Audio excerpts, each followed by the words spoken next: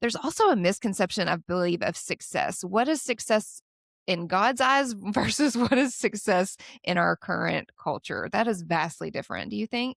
Absolutely.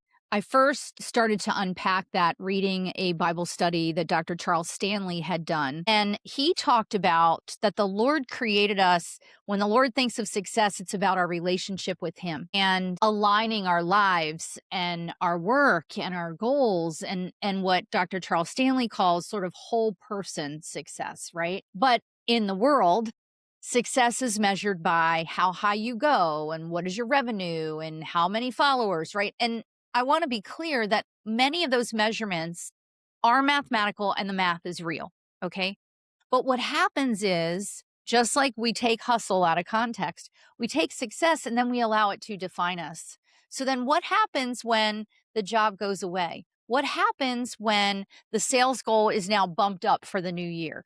Right. So we're constantly in this pace of trying to recapture what that success is because the goalpost is always moving. And the Lord doesn't care about any of that. He doesn't. Did he make us to have missions in the marketplace? Yes. Many of us. Did he make us to work in certain ways? Absolutely. But again, all aligned to him.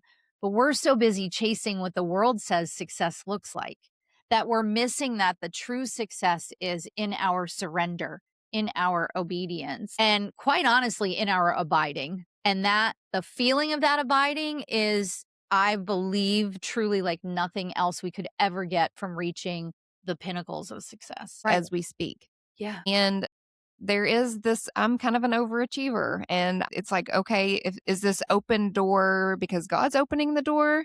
Or is this something that I need to realize, like, I only have so much capacity. I'm a limited human being. Am I pushing the limits right here? And why am I trying to push the limits? And just say yes because it's a it seems like an open door. Well, is that God? I'm going a little bit all over the place, but I talk get to us it. about capacity and just being realistic about you're human and you can only do so much. And Yes. he's doing Fear of it to missing you. out.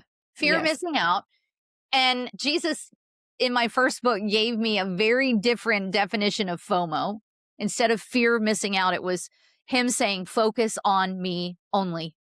Right. And Good. so, yes, those are all good things, but not all good things are God things. And we can take the good things and suddenly make them an idol.